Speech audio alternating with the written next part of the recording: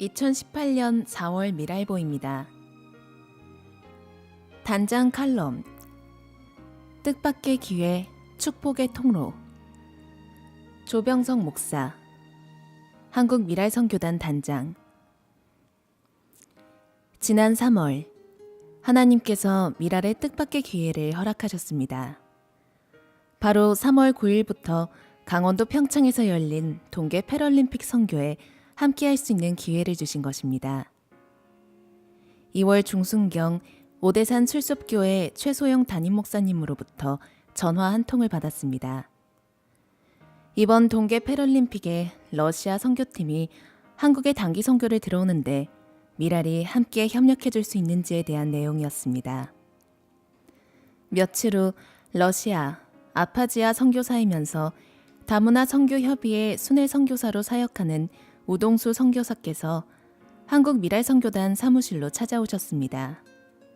190cm가 넘는 큰 키에 온화한 미소를 얼굴에 가득 담고 사무실 문을 살며시 열고 들어오시는 선교사님과는 첫 만남이었지만 오랜 벗 같은 친근함으로 제게 다가왔습니다. 나중에 안 사실이지만 선교사님께서는 학창시절 농구 선수로 활약했던 선수 출신이었습니다. 이날 선교사님을 통해 러시아 목회자들을 중심으로 올림픽 선교팀이 만들어져 동계올림픽에 70명, 그리고 패럴림픽에 32명의 러시아 선교팀이 한국을 방문한다는 사실을 알게 되었습니다. 특히 패럴림픽에 함께하는 러시아 선교팀 중에는 러시아에서 장애인 기관과 장애인 선교단체에서 사역하는 목회자와 사역자들이 다수 포함되어 있다고 했습니다. 러시아 단기 선교팀에 대한 자료가 전혀 없었던 저에게 이들의 한국 단기 선교가 굉장히 낯설게 느껴졌습니다. 그래서 저도 모르게 선교사님께 질문을 하게 되었습니다. 왜 러시아 목회자들이 동계올림픽과 동계 패럴림픽에 단기 선교를 오게 되었나요? 선교 사역을 위해 오는 선교팀에게 합당한 질문이 아님을 알면서 저도 모르게 툭 하고 질문을 했습니다. 선교사님께서는 동계올림픽의 경우 러시아와 인접한 동구권 국가들의 참여가 많은 특징이 있어 언어 장벽이 비교적 낮고 문화적으로도 크게 다르지 않아 선교에 장점이 많다는 답변을 주셨습니다. 그래서 소치 올림픽에서부터 함께 뜻을 모은 목회자들이 올림픽 선교에 동참하고 있다는 것입니다. 특히 이번에는 동계올림픽뿐만 아니라 패럴림픽에도 장애인 사역을 하고 있는 목회자들과 사역자들이 함께 처음으로 팀을 구성해서 오게 되었다고 합니다. 이런 뜻깊은 자리에 선교사님은 한국 미랄선교단이 함께 선교 사역에 동참해 줄 수 있는지 의견을 물어주셨습니다. 선교사님의 말씀을 들으며 제 마음 한구석에 아차하는 생각이 들었습니다. 솔직히 동계 패럴림픽이 우리나라에서 개최된다는 것을 알고 있으면서 선교적인 접근을 어떻게 할 것인가에 대한 고민을 해본 적이 없기 때문입니다. 해외 단기 선교를 수년간 다녀오고 열방의 장애인은 누가 품을 것인가라는 외침으로 선교를 독려하고 있었습니다. 하지만 정작 한국에서 열리는 동계 패럴림픽에 어떠한 선교적 접근으로 함께할 수 있을 것인가에 대한 생각을 하지 못하고 있던 제 모습이 얼마나 부끄러웠는지 모릅니다. 우리 단원들과 언제 한번 경기를 응원하러 가면 좋을까 정도의 생각에 머물렀던 저에게 하나님께서 기회의 손길을 내미셨습니다. 3월 9일 평창에 마련된 올림픽 선교센터에서 러시아 선교팀을 처음으로 만나게 되었습니다. 첫 만남, 첫 예배의 감동은 전율로 다가왔습니다. 낯선 러시아어로 부르는 찬양 속에 드려지는 예배였지만 하나님이 이 자리에 함께 하심을 명확하게 알 수 있었고 이분들의 발걸음이 우리에게 얼마나 큰 축복인지 느낄 수 있었습니다. 러시아 각 지역에서 모인 선교팀들의 모습은 복음을 위해 산을 넘는 자들의 발길을 아름답다고 노래한 이사야 52장 7절의 말씀이 그대로 실현되는 듯해 보였습니다. 3월 16일 금요일 마지막으로 드려진 선교 페스타에서 러시아 선교팀, 필리핀 선교팀, 스포츠 선교회, 그리고 우리 한국 미랄 선교단이 선교 보고 시간을 갖게 되었습니다. 한 팀 한 팀의 선교 보고를 들으며 눈물이 흘러내렸습니다. 하나님께서 이 땅을 주목하시고 축복의 통로로 사용할 많은 분들을 부르셨음이 얼마나 감격이었는지 모릅니다. 또한 이 놀라운 선교의 현장을 위해 지역 교회들이 한 몸을 이뤄 형제의 연합을 통한 하나님 나라의 샬롬을 전하는 모습들은 마치 하나님께서 예비하신 천국의 기쁨이 넘치는 축복의 땅이라 생각되었습니다. 저는 이런 기쁨의 잔치에 선교 보고를 하며 마음을 나눴습니다. 저희 미랄이 이곳에 함께 동참할 수 있게 되었다는 것 자체가 너무나 감사합니다. 그리고 우리에게 큰 축복의 시간이었습니다. 우리가 이곳에 함께 하고자 했던 가장 큰 이유는 한 가지입니다. 바로 장애인을 향한 하나님의 마음을 전하기 위함입니다. 여러분들의 아름다운 이 헌신과 애씀을 통해 더 많은 장애인들에게 예수님의 복음이, 생명이 전해질 수 있길 소망합니다. 함께 모인 분들에게 이야기한 것이지만 하나님께서 그렇게 하라고 말씀하시는 듯 했습니다. 그래서 그 부끄러움과 죄송함에 눈물을 흘렸는지도 모르겠습니다. 장애인 올림픽은 인간의 평등을 확인하는 대회이며 인간의 한계를 뛰어넘는 감격의 대축제이다라고 그 이념이 정의되어 있는 것을 보았습니다. 이번 평창 동계 패럴림픽을 통해 주신 이 감동과 감격이 잠시 잠깐의 이벤트가 아니라 우리 모두에게 새롭게 주시는 축복의 통로로 사용되어지는 기회가 되길 소망합니다. 모든 삶의 순간순간 장애인을 향한 하나님의 마음을 함께 나누며 생명 대신 예수 그리스도를 전하는 보다 절실한 새로운 시작이 되길 기도합니다. 함께 해주신 대관령 성결교회, 오대산 술섭교회, 평창군 기독교연합회, 다문화 선교협의회, 여주 미랄선교단, 충북 미랄선교단, 미랄복지재단에 감사드립니다. 미랄사역, 정기예배 스케치, 3월 6일 화요예배 개강. 3월 6일 화요예배 개강 모습을 담아봅니다. 정기 이사회와 예배, 26회 믿음, 소망, 사랑의 글 시상식이 있었습니다. 이동원 이사장이 소명을 설교했고 이준우 이사가 믿음, 소망, 사랑의 글을 시상했습니다. 심사평은 창조문의 윤종호 작가가 했습니다. 최우수상, 눈 내리던 날 이주아. 우수상, 비누 거품과의 약속, 이소영. 안문희 문학상, 하나님이 주신 소중한 선물, 장호선. 3월 8일 종로 목요예배. 종로 미랄 목요예배가 3월 8일 개강했습니다. 이날 예배에서 한국 미랄 선교단과 평창 동계 패럴림픽에서 함께 선교하는 러시아 선교팀의 우동수 선교사가 선교는 그리스도 안에서 하나가 되는 것이라고 설교했습니다. 예배 후 목장 모임에서 오랜만에 만나는 단원들이 반갑게 교제했습니다. 3월 9일 강서 금요예배. 추웠던 겨울이 지나고 봄이 되었습니다. 오랫동안 만나지 못했던 강서 미랄 가족들이 목동 지구촌교회에서 2018년 정기 예배를 시작했습니다. 강서 금요 모임의 첫 번째 예배는 만남의 축복으로 가득했습니다. 김민수 목사님의 더불어 누림이라는 말씀으로 모두가 서로를 환대하고 진정으로 축복하는 시간이었습니다. 미랄 사역, 평창 패럴림픽 전도, 이석희 간사, 한국 미랄 선교단. 대한민국에서 30년 만에 강원도 평창에서 동계 올림픽이 개최되었습니다. 그 열기를 이어받아 3월 9일부터 18일까지 49개국의 장애인들이 참여한 가운데 동계 패럴림픽이 열렸습니다. 각자가 피땀 흘려 훈련해온 실력을 마음껏 뽐내며 스포츠를 통하여 하나가 되고 세계에 흩어진 장애인들이 화합을 이루는 자리였습니다.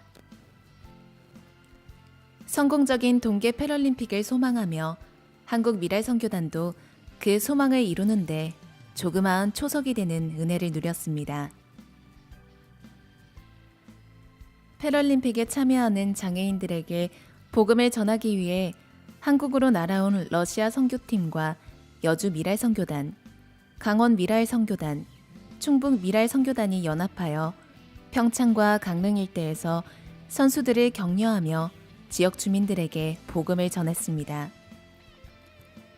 대관령 성결교회에 준비된 평창군 기독교 연합회 선교 카페에서 한국 미랄 선교단은 팝콘과 와플을, 오병이어 선교회는 커다란 붕어빵을 즉석에서 만들어 패럴림픽을 방문한 손님들과 선수들, 그리고 지역 주민들에게 따뜻한 격려의 말과 더불어 나누었습니다. 선교 카페는 연일 많은 사람들로 북적였습니다. 일손이 모자랄 정도로 선교 카페는 눈코 뜰 새 없이 바쁘기도 했지만 그만큼 예수 그리스도의 사랑이 전해진다는 기쁨이 더 컸습니다. 14일에는 한국 미랄 선교단 중보기도팀인 SIW가 패럴림픽을 기도와 전도로 섬기기 위하여 평창에 찾았습니다. 언제 어디서나 하나님이 원하시는 자리에 기도를 심어온 SIW는 이날 메인 스타디움 주변과 마을을 돌아다니며 와플과 팝콘을 나누어 주었습니다. 그리고 경기장 안에 있는 참가국 국기 앞에서 열방에 흩어져 있는 하나님을 알지 못하는 장애인들을 마음에 품고 기도했습니다. 14일과 16일에는 주님의 나라 지금 여기라는 타이틀 아래 강릉 중앙감리교회와 대관령 성결교회에서 각각 평창 동계 패럴림픽 선교 페스타가 열렸습니다. 14일 강릉 중앙감리교회에서는 예수 그리스도와 우리가 연합된 것처럼 장애인과 비장애인이 하나 되기를 원하며 성찬을 나누는 시간이 있었습니다. 16일 대관령 성결교회에서 열린 선교 페스타는 일부에서 선교 보고를 했습니다. 그리고 2부 선교 페스티벌에서는 서울 올림픽 금메달리스트 양영자 선교사의 사회로 한국 미랄 선교단 시각장애인 중창단인 소리보기와 지구촌교회 아인스바움 챔버가 출연해 하나님을 찬양하며 은혜를 나누었습니다. 세상 모든 민족이 구원을 얻기까지 쉬지 않으시는 하나님. 그 열정을 따라서 한국을 방문한 많은 장애인들에게 복음을 전하게 하시고 예수 그리스도의 향기로 그들에게 다가가게 해주신 하나님께 감사와 찬양을 드립니다. 비록 몸은 불편하지만 주님의 손과 발이 되기를 원하는 열정이 한국 미랄 선교단 안에 꺼지지 않기를 바랍니다. 2018년 장애인 복지 선교 태국 비전 트립. 우리의 사귐은 더불어 누림이라. 김민수 간사, 큰빛 복지 선교센터. 늘 바랐던 여행이 있습니다. 한국의 다양한 현장에서 애쓰는 장애인 복지 선교 실천가들과 선교 현장을 다녀오는 겁니다. 고된 일상을 뒤로하겠다는, 새로운 비전을 발견하겠다는 바람이 아닙니다. 장애인 복지 선교 태국 비전 트립. 표현은 거창했지만 바람은 소박했습니다. 장애인과 더불어 샬롬을 나누는 이들과 지금 살아가며 사역하며 걸어가는 길을 더 사랑하고 싶었습니다. 이야기는 마음의 길입니다. 여행은 이를 나누고 누리는 값진 기회입니다. 2018년 2월 26일 월요일부터 3월 3일 토요일까지 19명의 장애인 선교단체 사역자, 교회 장애인 부서 교역자와 교사, 특수교사, 연구원, 수어 통역사 등이 함께 여행했습니다. 알랭드 보통은 여행의 기술에서 나는 평생 떡갈나무를 많이 보았다. 랑데일 골짜기에서 1시간 동안 스케치를 해본 뒤에야 그들의 정체성을 제대로 감상하고 기억하기 시작했다고 했습니다. 여행하면서 지금 살아가며 사역하며 걸어가는 길을 바라보았습니다. 같이 여행하는 그곳과 각자 사역하는 이곳이 어우러졌습니다. 일상에 닿지 않는 바람은 허상이며 위선입니다. 태국 장애인 복지 선교 현장은 송태규, 홍혜숙 선교사의 일상입니다. 20여 년 전에 태국 선교사로 나왔습니다. 하나님이 몸과 마음이 약한 장애인과 함께할 마음을 주셨습니다. 2011년 북부 관문도시 피사눌룩에 마을 공동체의 터전을 마련했습니다. 하나님의 걸음을 따라 장애인과 함께 예배하고 일하며 살아가는 큰빛 복지선교센터를 일구어 갑니다. 10여 명의 장애 청년과 더불어 복음의 큰 빛을 전하고 있습니다. 앞으로 태국 최초의 장애인 복지관과 체육관 등을 세우려고 합니다. 조금 고된 일상입니다. 마음 나눌 벗이 필요했는데 우리 팀의 방문이 힘이 되었습니다. 비전 트립은 쉼과 회복과 어울림을 바랐습니다. 불어 애쓰지 않았습니다. 이미 그곳에 더불어 샬롬이 있었고 그 안에서 푹 잠겼습니다. 여행의 이정표는 사도 요한의 요한일서와 제널드 시처의 하나님의 뜻이었습니다. 다양한 현장과 사람이 모였으나 우리 사랑이라는 하나님 뜻 안에서 같은 길을 열었습니다. 사진작가 앙리 카트리의 브레송은 난 평생 결정적인 순간을 카메라로 포착하길 원했다. 그런데 인생의 모든 순간이 결정적인 순간이었다고 했습니다. 오는 길에 지금 이 멤버로 한 번 더 다녀오고 싶다고 생각했습니다. 모든 순간과 사람이 고맙고 그리웠습니다. 사역팀이 아니었지만 그 땅과 사람과 마음 나눌 길이 필요했습니다. 태국은 마사지로 유명합니다. 역으로 생각하니 길이 보였습니다.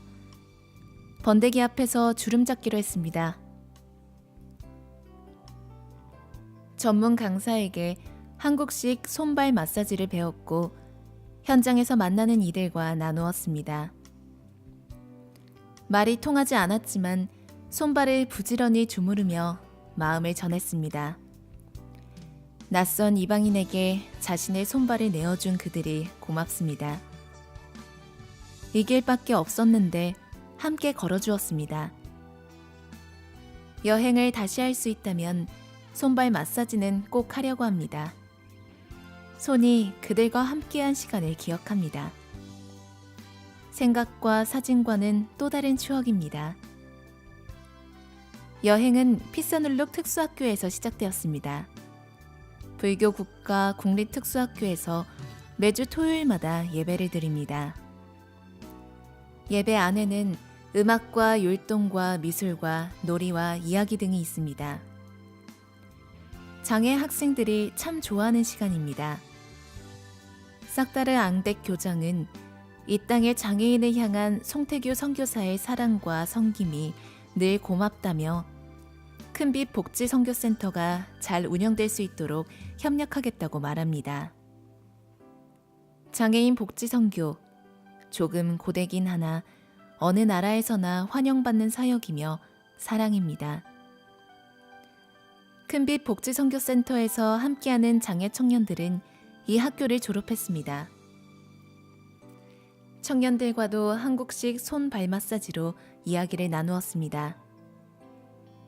수년간 연습한 악기 연주와 노래 등을 보았고 시내 쇼핑센터에서 맛있는 밥도 먹었습니다.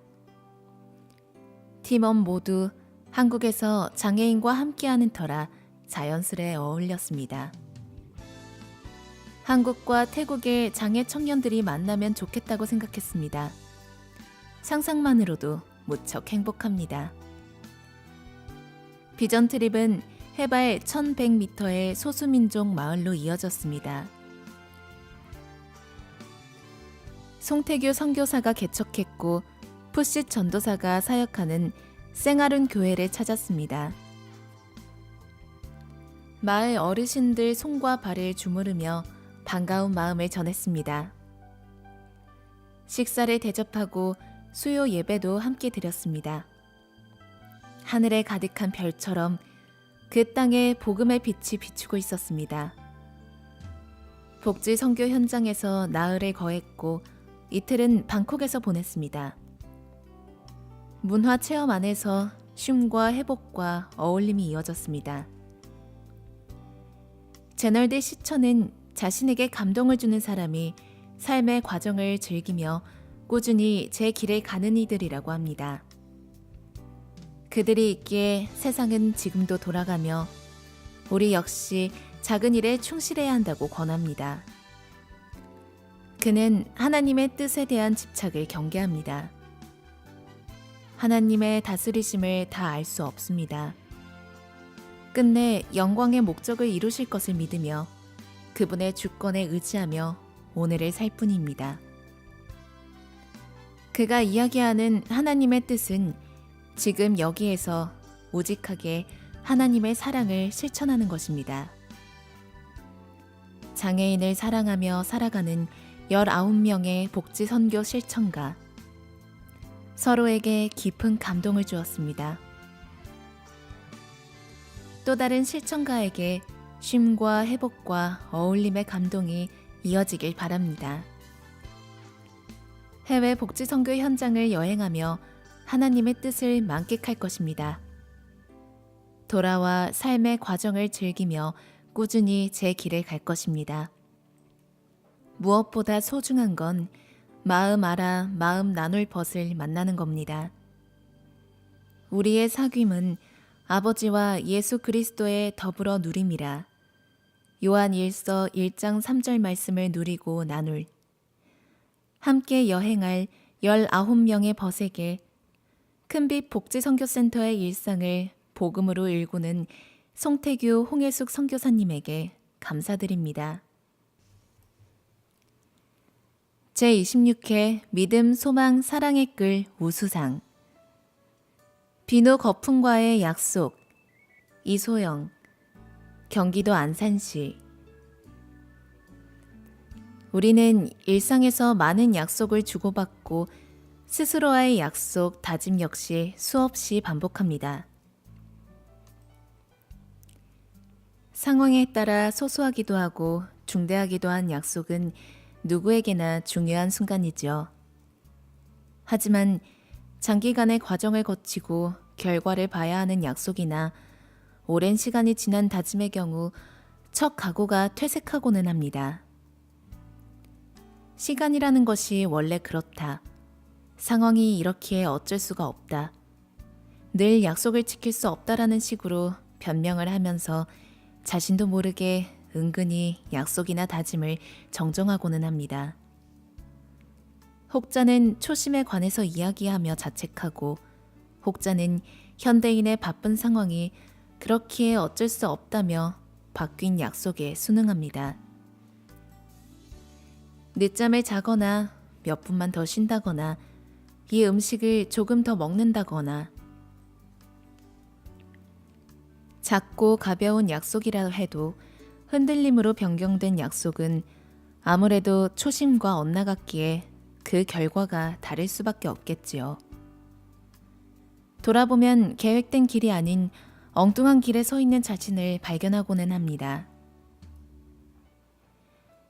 약속을 흔들리지 않고 지키려 노력하는 모습을 지도하는 특수학교 학생에게서 목격할 때가 있습니다. 자신의 마음을 잘 표현하지 않는 발달장애 학생이 있었습니다. 몇 개월에 걸쳐 가까워지게 된 계기가 있는데 하나의 약속 때문이었습니다. 손 씻기와 거품을 무척 좋아하는 자폐성 장애 학생이었습니다. 굉장히 섬세한 성격으로 자신이 사랑하는 것에는 자신의 모든 시간을 기꺼이 투자할 수 있는 대담한 고등학생이었습니다. 비눗방울의 반짝임이 물에 녹아드는 모습이 못내 아쉬웠던지 한참을 세면대에서 시간을 보내고는 했습니다. 등교하고 나서 점심 식전 식후에 언제나 화장실에서 손 씻기와 거품 장난을 했지요. 늦 여름에 특히 거품에 대한 애착이 심해져 세면대에 물을 가득 받고 화장실에 갖춰져 있는 공용 거품 세정제를 10번 이상 펌프질한 후 거품이 사라지면 다시 물을 받아 거품을 받는 과정을 반복했습니다. 과유불급은 사랑에도 통해서 결국 주변 사람들이 말리기 시작했고 학생은 당연히 화를 냈지요. 우리는 우선 손 씻기를 칭찬했고 적당함을 이야기했습니다. 그리고 숫자의 개념을 알고 있기에 거품을 짜는 횟수를 정하기로 약속했습니다. 서서히 바꾸기로 했지요. 익숙해질 때까지 함께 화장실에 동행해서 손 씻기를 본다고 알려주었습니다. 집에서 늘 사용한다는 세정제와 같은 것으로 구입해 학교에 갖춰놓고 펌프질 횟수를 천천히 줄여나가자는 약속이 시작되었습니다. 여름이 가고 초겨울이 다가오면서 서서히 저와 학생에게 화장실로 동행은 익숙해져 갔습니다. 교실에서 화장실로 가는 복도의 거리는 몇 초밖에 걸리지 않는 짧은 거리였지만 약속을 돕는 중요한 걸음으로써 4개월 가까이 반복되었고 서로의 마음을 아는데 도움이 되는 시간이었습니다. 나중에는 학생이 먼저 팔짱도 껴오는 순간을 안겨주기도 했지요. 화장실에 갈 때마다 항상 학생의 옆에 서서 숫자를 세어주고 응원해 주었습니다.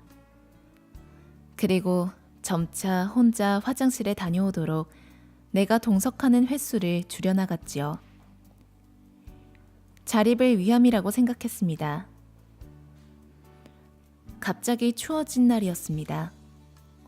그날도 약속을 한 학생에게 화장실에 다녀오라고 말하고 다른 학생의 양치질을 돕는 중이었습니다.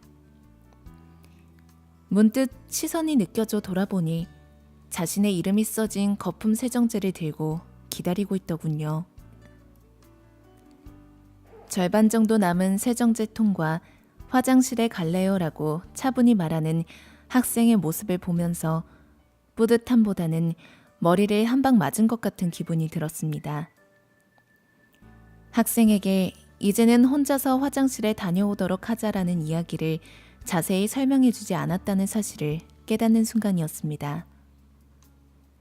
말없이 내가 뒤에 서 있어도 혼자서 횟수를 세고 정리까지 깨끗하게 마무리하는 그 학생의 모습을 보면서 이제 알아서 하겠구나. 혼자 익숙해질 수 있도록 자유시간을 줘야겠다. 그렇게 동의도 없이 멋대로 약속을 바꿔버린 저의 방만함에 진심으로 미안해졌습니다. 약속을 같이 지켜나가기로 했지만 어느 정도 괜찮아 보이자 처음 약속과 다른 마음을 품어버린 것입니다. 하지만 학생은 자신만의 방식으로 짜증도 내지 않고 내가 처음 했던 약속을 지켜주기를 묵묵히 기다려주었습니다. 배움은 스스로에 대한 약속의 연속이지요. 우리는 다시 약속했습니다. 나는 학생에게 일정 시간 교실에서 기다릴 것이며 다른 친구의 양치질을 돕고 있겠다고 알려주었습니다. 혹 약속된 시간이 지나쳐도 학생이 돌아오지 않으면 제가 데리러 가겠다고 말해주었지요. 내가 다른 친구를 돕는 모습도 앉아서 보고 차분히 기분을 가라앉히고 있으면 좋아하는 음악도 들려주겠다고 했습니다. 우리는 다시 새로운 길을 걸었습니다. 겨울방학 마지막 날, 비누 거품을 사랑하던 학생은 혼자서 화장실로 가 3번의 횟수를 정해 세정제를 사용하여 손 씻기를 마무리하고 교실로 왔습니다. 그리고 친구의 양치질이 끝나면 음악을 틀어달라고 요구했지요. 약속이니까요. 기꺼이 그렇게 해주었습니다. 이제 그 학생은 곧 새 학년을 맞습니다. 새로운 약속이 그 아이에게 더 많이 기다리고 있을 겁니다. 지금보다 더 복잡할 수도 있고 충분히 짧은 시간 내에 이룰 수 있는 약속들일 수도 있습니다. 새해를 맞이하는 저 또한 마찬가지일 테지요. 내가 기억하는 최초의 약속이 무엇인지 가끔 상상해 봅니다. 그리고 그 어렸던 시절에 약속이 올곧게 이루어졌는지도 고민해 봅니다. 부끄럽게도 손가락에 꼽는 다짐들에 한숨을 쉴 때도 있습니다. 그때마다 이 일화를 기억하며 차분히 마음을 정리해 보곤 합니다. 사소한 것이건 중요한 것이건 약속은 입에서 피어나기에 누구나 간단하게 시작할 수 있습니다. 결과를 향해 지켜나가는 것도 중요하겠지만 그 과정에서 변하는 초심, 다짐을 잊으면 안 되겠습니다. 아무리 원대한 약속과 다짐이어도 과정에 변화가 생기면 엉뚱한 길에 도착할 수도 있고 그 결과가 마음에 들지 않을 수 있으니까요. 심사평, 윤종호, 창조문예 작가. 첫째, 평범한 체험을 글로 옮기고 이것이 수필이 되기 위해 필요한 구조를 가장 잘 이해하고 기본이 잘 갖추어져 있습니다. 글을 쓸 수 있는 소재를 만난 다음 주제를 설정하고 이 주제에 맞게 작가가 체험한 사실을 문장으로 설득력 있게 전하는 것이 수필입니다. 이런 점에서 수필의 기본을 알고 있는 작가라 여겨집니다. 둘째, 한 발달장애 학생의 습관을 유심히 관찰하고 좋은 습관으로 바꾸어가는 과정에 동참하는 선생님의 자세에 감동이 있습니다. 좋은 수필가가 되는 자질은 관찰력과 풍부한 상상력입니다. 그리고 문장력입니다. 셋째, 서두와 주제의 글과 결미가 한결같이 작품의 제목에 충실합니다. 무엇보다 전체 글의 길이가 A4 용지로 2장, 이것이 이상적입니다. 아쉬운 점, 글 쓰는 훈련을 더욱 연마했으면 합니다. 수필은 쉬운 것 같지만 어렵습니다. 수필은 우리 주변의 시시한 일상사, 시시한 것들이 그 소재와 대상이 되지만 이 쉬운 것들을 통해 어려운 것으로 인도하는 글이 수필입니다. 본인의 이야기이지만 신변잡기가 아닌 사색과 고뇌와 철학이 담겨있는 글이 좋은 수필입니다. 그러기 위해서는 작가가 글을 볼 수 있는 안목이 있어야 합니다. 장애인 사역 이야기, 잘 알지도 못하면서. 김민수 목사, 분당 우리교회 우리사랑부, 한국미랄선교단 미랄사역연구소. 다시 4월입니다. 장애인을 벗삼아 함께하는 이들에게 반갑고 고마운 달입니다. 4월 20일은 장애인의 날입니다. 특별한 날을 기념하는 것이 수많은 날들을 반갑게 한다는 의견도 있습니다. 하지만 누군가의 생일을 축하하는 건 그의 일생을 기뻐하고 만남에 감사한다는 표현입니다. 더불어 사는 세상에서 장애를 가진 이들을 조금 더 생각하고 함께하는 길을 모색하면 좋겠습니다. 올해에도 사회와 학교와 교회 등에서 다양한 행사가 진행되겠지요. 마음의 길이 소중히 이어지길 바랍니다. 민간단체에서 1972년 4월 20일을 재활의 날로 지켰습니다. 1981년 유엔 총회는 장애인의 완전한 참여와 평등을 주제로 세계 장애인의 해를 선언했습니다. 세계 모든 국가에서 기념 사업을 추진하도록 권했습니다. 우리나라에서도 세계 장애인의 해 기념 사업으로 1981년 4월 20일에 제1회 장애인의 날 기념 행사를 개최했습니다. 4월 20일을 장애인의 날로 정한 건 만물이 소생하는 계절이기 때문입니다. 장애인의 재활 의지를 부각시키기 위함입니다.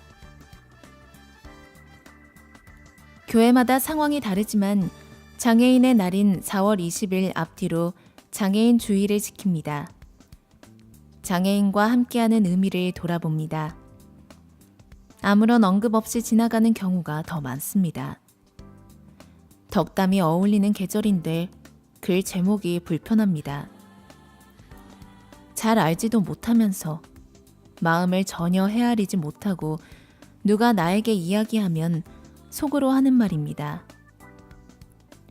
섭섭하지만 밖으로 꺼내기 어렵습니다. 어림짐작으로 하는 위로가 그렇습니다. 늘 사실이 어떠한지를 살펴야 합니다. 하나님의 뜻과 계획이라는 이야기가 사실을 가리기도 합니다. 올해 장애인 주일에는 확인된 바 없는 이야기를 사실인 양 전하지 않으면 좋겠습니다. 장애가족 부모에게 종종 들었습니다. 잘 알지도 못하면서 하는 이야기, 더 이상 듣고 싶지 않다고 합니다. 내용은 이렇습니다. 제발 교회에서 하나님은 특별한 뜻과 계획이 있으셔서 특별한 아이를 특별한 부모에게 맡기셨다고 이야기하지 않으면 좋겠어요. 하나님이 그 아이를 누구에게 보낼까 오래 찾고 찾다 믿음의 그릇이 넉넉한 여러분에게 보내셨다는 말도 마찬가지예요. 어떤 분은 저같이 사랑과 인내와 섬김이 부족한 사람은 자격이 없어요. 그래서 특별한 아이를 보내지 않으셨어요. 하나님은 여러분과 그 아이를 크게 사용하실 겁니다. 은혜 또한 많이 주실 테고요 라고 이야기해요. 도시락 싸들고 다니며 말리고 싶은데 생각해서 하는 말이니 그럴 수도 없어요. 한나절만 장애자녀와 함께하면 어린 짐작으로 전하는 위로가 별 도움이 안 된다는 걸 알게 될 거예요.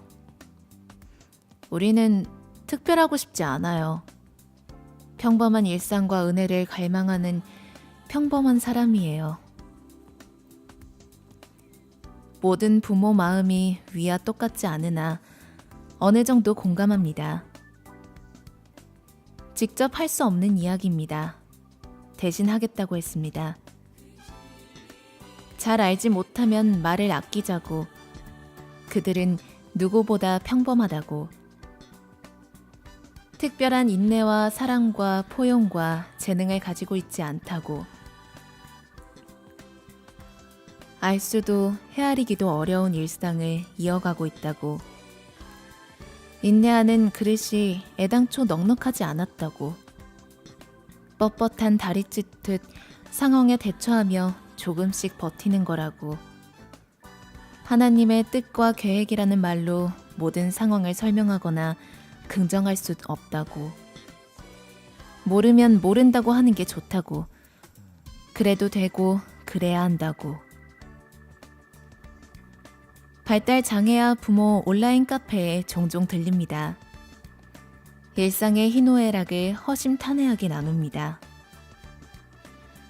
저보다 힘든 분들이 많겠지만 저도 오늘 힘드네요 라는 이야기가 많습니다.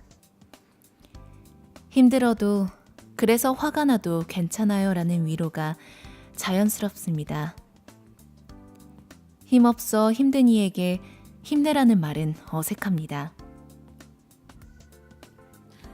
어떤 이는 만약 하나님이 지금 삶에 대한 의사를 미리 물어보셨더라면 단호히 거절했을 겁니다라고 적었습니다. 각자 사정이 다르나 이야기의 결은 비슷합니다. 하늘의 뜻과 계획을 손쉽게 전할 수 없는 땅에서 오롯이 겪는 슬픔입니다. 그곳에서는 그들만이 아는 위로가 오고 갑니다. 언젠가 다른 이도 알아주길 바라는 저도 오늘 힘드네요 라는 아픔의 뿌리에서 희망이 자랍니다. 암과 삶 모두 문제 푸는 과정을 무시한 채 답만 맞추려고 합니다. 오랜 후에 돌아봐야 보이는 것을 지금 당장 확인합니다. 조금이라도 늦어지면 견디지 못합니다. 과정을 함께할 자신과 여유가 없어서일까요? 아픔과 슬픔에 깊은 공감 없이 어림짐작으로 얕은 위로를 전합니다. 잘 알지 못하면 말을 아껴야 합니다. 말하고 싶다면 잘 알기까지 애써야 합니다.